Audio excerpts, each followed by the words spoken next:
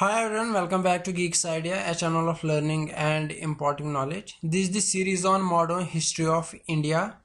तो इस लेक्चर में ऑलरेडी हमने कवर किया है कि किस तरह से यूरोपियंस यहाँ पे आए, कौन कौन सी कंट्री यहाँ पे आए और उनके इंटेंशंस क्या थे। पहले वो ट्रेड के पर्पज से आए, तो फिर हम देखेंगे उसी चीज़ को आगे बढ़ाते हुए हम देखेंगे कि किस तरह से ब्रिटिश यहाँ पे अपना एक्सपेंशन और कंसोलिडेशन करता है, उसका रीज़न क्या बनता है। सबसे पहले आज हम देखेंगे कि उसका रीज़न क्या था। जो यहाँ पे रूलर्स थे, यानी कि उस टाइम पे यहाँ पे मुगल्स थे, इनका डिक्लाइन कैसे हुआ, जिसकी वजह से कंसोलिडेशन ऑफ ब्रिटिश पावर यहाँ पे होने लगा, यानी कि ब्रिटिश यहाँ पे ज़्यादा मजबूत कैसे हो गया, क्योंकि यहाँ के जो रूलर्स थे, मुगल्स थे, वो आपस में लड़ने लगे। उनकी डिटीरियोरेशन, उनका डिसइंटीग्रेशन कैसे हो गया, जिसकी वजह से जो फॉरेन पावर था वो यहाँ पे बढ़ने लगा। सबसे पहले बात करते हैं औरंगजेब। औरंगजेब तक मुगल एम्पायर ठीक ठाक चल रही थी, बहुत ही स्ट्रांग थी, लेकिन 1707 में औरंगजेब की डेथ हो जाती है, जो beginning of the end of Mughal rule माना जाता है। मुगल रूल का एंड कहाँ से स्टार्ट होता है, ये बोला जाता है कि जब औरंगजेब की डेथ हो गई 1707 में। उसके बाद बहादुर शाह फर्स्ट आता है, जिसका एक्चुअल नेम होता है प्रिंस मुअज्जम। इसका मुअज्जम नाम होता है और इसका टाइटल पड़ जाता है बहादुर शाह फर्स्ट। ये 1709 से लेके 12 तक रूल करता है। एक्चुअल में 1707 में औरंगजेब की डेथ हो जाती है। उसके बाद इसके जो बेटे होते हैं वो आपस में लड़ाया करते हैं कि कौन सक्सेसर बनेगा औरंगजेब का, यानी कि वॉर ऑफ सक्सेशन चलता है। अब यहीं से आपको पता चलेगा कि किस तरह से ये आपस में लड़ाइयाँ हो रही है। फिर इंडिया में बहुत सारे रीजनल पावर्स आते हैं, वो भी आपस में लड़ाइयाँ करते हैं, जिसका फायदा ब्रिटिश उठाता है और वो यहाँ पे अपना पावर कंसोलिडेट करता है। तो 2 सालों तक ये आपस में ही लड़ाई कर रहे हैं। सिर्फ भाई बहादुर शाह औरंगजेब का एल्डेस्ट सन होता है, ये अपने 2 भाइयों के मार के 1709 में एम्परर बन जाता है। इसीलिए इसको शाही बेखबर का टाइटल दिया जाता है बाय काफी खान। ये कुछ इंपॉर्टेंट पॉइंट्स है जो एग्जामिनेशन में पूछे जा सकते हैं। इस बहादुर शाह फर्स्ट के बाद आता है जहांगीर शाह। जहांगीर शाह 1712 से लेके 13, एक ही साल का। अब यहाँ पे आपको पता चल रहा है कि सिर्फ 1 साल का टाइम पीरियड है, यहाँ पे 3 साल का टाइम पीरियड है। इसका मतलब आपस में लड़ाइयाँ चल रही है और कोई स्ट्रांग मुगल रूलर अब नहीं आ रहा है। दैट मीन्स मुगल्स का डिक्लाइन स्टार्ट हो गया है। ये जहांगीर शाह एम्परर बन जाता है by the help of Zulfiqar Khan. जब ये फिर एम्परर बन जाता है तो ये जुल्फिकार खान को प्राइम मिनिस्टर बनाता है और यही प्राइम मिनिस्टर इजारा सिस्टम को इंट्रोड्यूस करता है। ये इजारा सिस्टम एक पुराना सिस्टम था जो अब यूज़ नहीं किया जाता था, लेकिन जहांगीर शाह ने इंट्रोड्यूस किया जुल्फिकार खान के एडवाइस पे, ताकि इकॉनमी को सुधारा जाए। इस सिस्टम में क्या किया जाता था, पेजेंट से रेवेन्यू लिया जाता था, पेजेंट से टैक्स, टाइप ऑफ टैक्स लिया जाता था।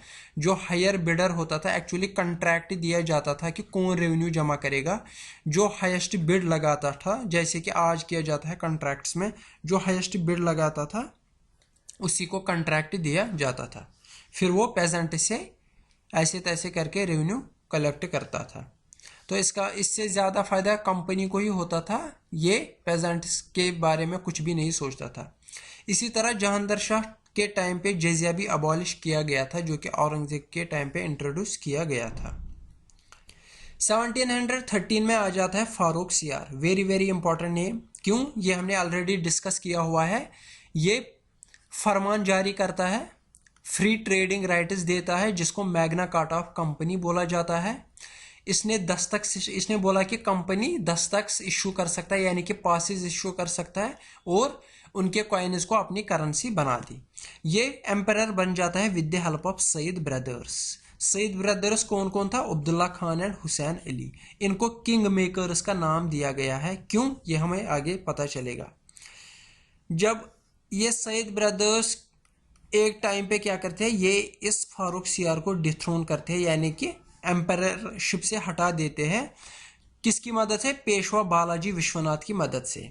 फिर कुछ टाइम के बाद फारूक सियार को अंधा किया जाता है और इसको मार दिया जाता है बाय सईद ब्रदर्स। जब सईद ब्रदर्स ने इनको मार दिया, फिर ये क्या करते हैं, ये खुद थ्रोन पे नहीं बैठते, लेकिन ये उस पे लोगों को अपनी मर्जी से बिठाते हैं।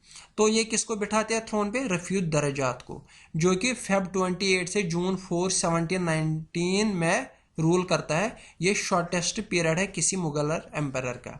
सबसे कम टाइम पीरियड के लिए रूल कौन करता है? रफीउद दरजात। उसके बाद सईद ब्रदर्स किसको बिठाते हैं थ्रोन पे? रफीउद दौला को। ये उतने ज़्यादा इंपॉर्टेंट नहीं है, यहाँ पे सिर्फ इतना समझना है कि अब एक्चुअल में पावर कौन चलाते हैं? सईद ब्रदर्स। ये अपनी मर्जी के हिसाब से, जो कि इनकम्पिटेंट रूलर्स होते हैं उनको गद्दी पे बिठाते हैं, लेकिन रूल खुद चलाते हैं। अफेयर्स ऑफ स्टेट अपने हाथ में ले लेते हैं। तो इसके बाद ये क्या करते हैं? 1719 में ये मोहम्मद शाह को थ्रोन पे बिठाते हैं, जिसका नाम एक्चुअली होता है रोशन अख्तर। उसको रंगीला का नाम दिया जाता है क्योंकि उसकी लाइफस्टाइल लग्जूरियस होता है, वो बहुत ही ज़्यादा अय्याश होता है। 1724 में निज़ामुल मुल्क, जो हम आगे भी डिस्कस करेंगे और पहले भी डिस्कस किया है, निज़ामुल मुल्क कौन था? जिसने किंगडम ऑफ हैदराबाद को इंडिपेंडेंटली फाउंड किया था। वो वजीर बन जाता है और स्टेट ऑफ हैदराबाद को फाउंड करता है। इसी तरह इसी के टाइम पीरियड में क्या होता है? 1737 में बाजीराव किस पे अटैक करता है? बाजीराव फर्स्ट दिल्ली पे। That means Marathas. ये हम आगे भी डिस्कस करेंगे किस तरह से यहाँ पे मराठाज बढ़ते हैं, मैसूर बढ़ता है। मराठाज का पावर बढ़ रहा है, तो वो कहाँ तक पहुँच गए? दिल्ली पहुँच गए। दिल्ली पहुँचने का मतलब क्या है कि यहाँ पे जो मुगल्स थे, एक सुपर पावर था, वो उनका पावर बहुत ही कमज़ोर होता जा रहा है। फिर हम आगे देखेंगे किस तरह से मराठाज और दूसरे रीजन्स आपस में लड़ते हैं, जिसका फ़ायदा ब्रिटिश उठाता है। इसी मोहम्मद शाह के टाइम पे, रंगीला के टाइम पे क्या होता है? Battle of Karnal. Very very important, JKSSB के इस तरह के फेवरेट क्वेश्चन है कि वो इस तरह के क्वेश्चन पूछेगा। बैटल ऑफ करनाल कब हुआ है? 1739 में। ये किसका टाइम पीरियड है? मोहम्मद शाह, फेब 13। ये किसके बीच हुआ था? नादिर शाह और मुगल्स के बीच। नादिर शाह मुगल्स को यहाँ पे हरा देता है, क्योंकि इस टाइम पे मुगल्स बहुत ही कमज़ोर होते हैं। नादिर शाह कौन होता है? ये एक पर्शियन एम्परर होता है। ये यहाँ पे इंडिया आता है और मुगल्स को हरा देता है और दिल्ली में लूट मचाता है।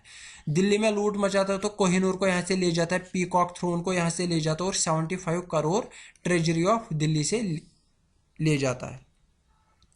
वेरी वेरी इंपॉर्टेंट ये बैटल ऑफ करनाल। उसके बाद आ जाता है मोहम्मद शाह के बाद कौन आता है? अहमद शाह। ये हम देखते हैं कि किस तरह से मुगल डिक्लाइन होते जा रहे हैं और जिसका फायदा आगे जाके ब्रिटिश उठाएगा। 1748 से 54 तक ये रूल करता है। ये बहुत ही इनकॉम्पिटेंट रूलर होता है। ये अपना सारा अफेयर्स ऑफ स्टेट किसको देता है? उदम बाई को, जो कि क्वीन मदर होती है। उसका टाइटल होता है किबलाए आलम। ऐसे पॉइंट्स इसलिए लाए मैंने यहाँ पे क्योंकि एग्जामिनेशन में पूछा जा सकता है। किबलाए आलम किसको बोला जाता था? उदम बाई को। ये अहमद शाह के टाइम पीरियड पे, ये टाइम पीरियड किसका है? अहमद शाह का, 1748 और 54। यहाँ से 1748 से 67 तक जो अहमद शाह अब्दाली है वो बहुत ज़्यादा इंडिया आता है, यानी कि यहाँ पे इन्वेड करने के लिए आता है। बहुत बार यहाँ पे अटैक करता है वो दिल्ली पे। अहमद शाह अब्दाली ये भी एक पर्शियन था, यानी कि ईरान का रहने वाला था। ये भी नादिर शाह के बाद इंडिया पे अटैक्स करता है बिटवीन 1748 और 1767। 1754 में आता है आलमगीर सेकंड। आलमगीर सेकंड को रिकॉग्नाइज करता है अहमद शाह अब्दाली, क्योंकि अहमद शाह अब्दाली दिल्ली पहुंच जाता है 1757 में, यानी कि ये इन्वेड करता है इंडिया को और दिल्ली पहुंच जाता है 1757 में। और यहाँ पे आलमगीर सेकंड को रिकॉग्नाइज करता है एज ए मुगल एम्परर। ये आलमगीर सेकंड कौन होता है? जहांगीर शाह का ग्रैंडसन, जो हमने इससे पहले डिस्कस किया है। अहमद शाह अब्दाली वापस जब जाता है पर्शिया, तो उससे पहले यहाँ पे नजीबुद्दौला को मीर बख्शी ऑफ एम्पायर चुनता है, यानी कि वो यहाँ पे एम्पायर है, एम्पायर पर नजर रखता है और रिपोर्ट्स भेजता है किसको? अहमद शाह अब्दाली को। इसी आलमगीर के टाइम पे 1757 में होता है बैटल ऑफ प्लासी।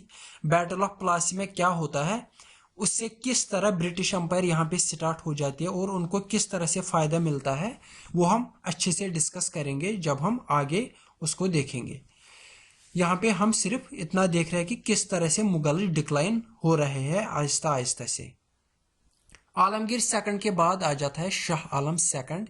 1759 से 1806 तक ये रूल करता है। ये औरंगजेब के बाद पहला ऐसा रूलर है जो कि अच्छे टाइम पीरियड के लिए रूल करता है और एक इम्पॉर्टेंट नेम है। इसके टाइम पे क्या क्या होता है? थर्ड बैटल ऑफ पानीपत 1761 में होता है, वेरी वेरी इंपॉर्टेंट। ये थर्ड बैटल ऑफ पानीपत किसके बीच होता है? अहमद शाह अब्दाली और मराठास के बीच। मराठा जब यहाँ पे राइज हो जाते हैं इंडिया में, ये बोलते हैं कि we are the heirs of the throne, यानी कि हम एम्पायर चलाना चाहते हैं, एक्चुअल में हमें ही एम्पायर चलानी चाहिए इंडिया की। लेकिन अहमद शाह अब्दाली इनको थर्ड बैटल ऑफ पानीपत में हरा के इनका पावर कमजोर कर देता है। इसी तरह बैटल ऑफ बक्सर 1764 में होता है, वेरी वेरी इंपॉर्टेंट। ये हम बैटल ऑफ प्लासी से रिलेट करके पढ़ेंगे कि इसमें किस तरह से ब्रिटिश अंपायर को फायदा पहुंचा के उनकी अंपायर यहाँ पे और ज्यादा इंक्रीज हो जाती है। इसी से रिलेटेड ट्रीटी ऑफ इलाहाबाद है 1765 में। जब भी कोई लड़ाई होती थी तो उसको कंक्लूड करने के लिए एक ट्रीटी साइन की जाती थी। ये ट्रीटी ऑफ इलाहाबाद अंग्रेजों के फेवर में थे। इसमें क्या हुआ? ईस्ट इंडिया कंपनी ने बोला शाह आलम को हम आपको प्रोटेक्शन देंगे, इलाहाबाद में रखेंगे अच्छे से, लेकिन वापस में आपको क्या करना है? शाह आलम इनको देता है diwani rights of Bengal, Bihar and Orissa. Diwani मतलब collection of revenue. Collection of revenue का मतलब क्या है? उसी से तो कंट्री चलती है। जिस तरह आज हम टैक्सेस देते हैं और कंट्री चलती है, उसी तरह उस जमाने में एम्पायर चलाने के लिए कलेक्शन ऑफ रेवेन्यू की जाती थी, जिससे इकोनॉमी ऑफ कंट्री चलती थी। तो वो सब सारे राइट्स सब किसको दिए गए? ईस्ट इंडिया कंपनी को। That means power Aahista Aahista से ट्रांसफर किसको चला जा रहा है? किसको पावर दिया जा रहा है? ईस्ट इंडिया कंपनी को। शाह आलम के बाद आ जाता है अकबर सेकंड। अकबर सेकंड से रिलेटेड एक और इंपॉर्टेंट पॉइंट है, वेरी वेरी इंपॉर्टेंट पॉइंट। राजा राम मोहन राय को जो राजा पहले लगाया जाता है वो टाइटल उसको दिया था अकबर सेकंड ने। राजा राम मोहन राय एक इंपॉर्टेंट पर्सनालिटी है इंडियन हिस्ट्री में। इसी के टाइम पीरियड में मुगल्स के नाम के जो कॉइन्स बनाए जाते थे वो बंद हो गए, यानी कि अब कोई मुगल्स के नाम की कॉइन नहीं बनती है। दैट मीन्स मुगल्स अब खत्म होने लगे। अकबर सेकंड के बाद आ जाता है Bahadur Shah second, last empire of the Mughal empire. और इसी के टाइम पीरियड में हो जाता है रिवोल्ट ऑफ 1857, जिसको फर्स्ट वॉर ऑफ इंडिपेंडेंस बोला जाता है। वो हम अच्छे से डिस्कस करेंगे कि क्या हुआ था 1857 में। इस बहादुर शाह सेकंड को भेज दिया जाता है रंगून और वहीं पे 1862 में इसकी मौत हो जाती है। 1857 में क्या होता है? एक very important point, declaration of queen Victoria. Queen Victoria क्या बोलती है? इंडिया अब हमारे रूल के अंडर चलेगी, यानी कि इंडिया हमारी कॉलोनी है और यहाँ पे रूल कौन कर रहा है? ब्रिटेन कर रहा है रूल। नवंबर 1 1858 में ये हुआ था। और मुगल रूल लीगल टर्म्स में यहाँ पे खत्म हो जाता है और लीगल टर्म्स में यहाँ पे ब्रिटेन का रूल स्टार्ट हो जाता है। तो ये थी दास्तान किसकी? मुगल एम्पायर की, औरंगजेब के बाद। जिससे क्या हुआ? आहिस्ता आहिस्ता से ब्रिटेन यहाँ पे अपना पावर और ज्यादा इंक्रीज किए जा रहा है। जब ये सब हो रहा है, यानी कि मुगल का पावर बहुत ज्यादा डिक्रीज हो रहा है, तो यहाँ पे लोकल कुछ बहुत सारे रीजन उठते हैं, लोग उठते हैं जो यहाँ पे अपना पावर जमाना चाहते हैं। जैसे मराठास बन गए, जाट्स बन गए, सिख्स बगावत स्टार्ट करते हैं और आहिस्ता आहिस्ता से बहुत सारी इंडिपेंडेंट किंगडम्स बनती है। वो फिर आपस में भी लड़ने लगती है। उन्हीं को हम देखेंगे। सबसे पहले हैदराबाद की बात करते हैं। हैदराबाद का फाउंडर होता है किलिच खान। ये हैदराबाद में जो ये किंगडम बन जाती है बाय निजामुल मुल्क। किलिच खान को फेमसली किस नाम से जाना जाता है? निजामुल मुल्क के नाम से। ये सॉवरेनिटी ऑफ मुगल को अपोज नहीं करता है, लेकिन इंडिपेंडेंटली हैदराबाद को चलाता है। ये मुगल्स मुबर्रिज खान को एक्चुअली क्या चुनते हैं? Viceroy of Deccan. इस पे किलिच खान को गुस्सा आता है, ये इसके खिलाफ बगावत स्टार्ट करता है और बैटल ऑफ शकर खेड़ा में 1724 में मुबर्रिज खान को हरा देता है और एज्यूम करता है कंट्रोल ऑफ दक्कन। दक्कन को अपने अंडर लेता है और हैदराबाद को फाउंड करता है और अपने आप को टाइटल देता है आसफ जाह। किलिच खान, आसफ जाह, निजामुल मुल्क एक ही नाम है। ये idea of independent state was conceived by Zulfiqar Khan जो 1713 में मर जाता है। तो इस तरह से स्टेट ऑफ हैदराबाद बन जाते हैं। फिर हम आगे जाके देखेंगे किस तरह से अंग्रेज हैदराबाद को हरा देते हैं, मराठास को हरा देते हैं और यहाँ पे अपना एम्पायर स्टार्ट करते हैं। अवध, फाउंडर कौन होता है अवध का? सादत खान, जिसको बुरहानुल मुल्क भी कहा जाता है। ये सुसाइड करता है प्रेशर फ्रॉम नादिर शाह। नादिर शाह इसको बोलता है कि वार इंडेमनिटी दे तो आपको जुर्माना देना है, उसी के प्रेशर में ये अपनी सुसाइड करता है और इसका सक्सेसर बन जाता है सफदर जंग। ये कुछ इंपॉर्टेंट पॉइंट्स है, वही हम आगे जाके डिस्कस भी करेंगे कि क्या हो रहा है इसके बैकग्राउंड में। बंगाल इसी तरह बन जाता है। फाउंडर कौन है? मुर्शिद कुली खान, 1700 से लेके 1727 तक के रूल करता है। कौन? मुर्शिद कुली खान। ये बंगाल को बहुत ही ज्यादा रिच बनाता है, प्रॉस्पेरस बनाता है। इसको सक्सीड कौन करता है? शुजाउद्दीन, 1727 से लेके 39 तक ये रूल करता है। जब हम बैटल ऑफ प्लासी वगैरह पढ़ेंगे वहां पे ये नाम बहुत जरूरी याद रखने हैं। शुजाउद्दीन को कौन सक्सीड करता है? सरफराज खान, जिसको मार देता है अलीवर्दी खान 1740 में। ये कौन होता है? Alivardi Khan, deputy governor of Bihar at Giria. तो सरफराज खान को कौन मारता है? अलीवर्दी खान। ये एक इंपॉर्टेंट नेम है अलीवर्दी खान, ये हम आगे डिस्कस करेंगे। इसी तरह मैसूर बन जाती है और केरला भी एक इंडिपेंडेंट स्टेट बन जाती है। 1612 से लेके 61 तक वोडियार्स का रूल होता है मैसूर में। फिर 1761 में हैदर अली के पास चला जाता है और टीपू सुल्तान भी फिर रूल करता है। हम आगे जाके पढ़ेंगे कि एंग्लो मैसूर वार कैसे हुए थे, क्या हुआ था अंग्रेजों और मैसूर के बीच लड़ाई और किस तरह से मैसूर को वो अपने कब्जे में कर लेते हैं। केरला को कौन फाउंड करता है? मार्तंडा वर्मा। मार्तंडा वर्मा। कैपिटल कौन बनाते हैं? ट्रेवनकोर। और अपनी बाउंड्रीज कहां से कहां तक स्टार्ट करते हैं? कन्याकुमारी से कोचीन तक ये अपनी बाउंड्रीज रखते हैं, यानी कि कन्याकुमारी से कोचीन तक ये केरला को इंडिपेंडेंटली रूल करते हैं। तो इस तरह से कुछ रीजनल पावर्स बनते हैं जब क्या हो रहा है, जब बैकग्राउंड में मुगल डिक्लाइन हो रहा है और अंदर क्या हो रहा है, बहुत सारी इंडिपेंडेंट स्टेट्स बन रही है। फिर ये आपस में जाके लड़ेंगे, कमजोर होंगे, जिसका फायदा कौन उठाएगा? ब्रिटेन उठाएगा और आहिस्ता आहिस्ता से एक एक करके हर किसी को अपने अंडर करेगा। तो होप आपको ये लेक्चर बहुत पसंद आया होगा। वीडियो को जितना हो सके लाइक और शेयर कीजिए।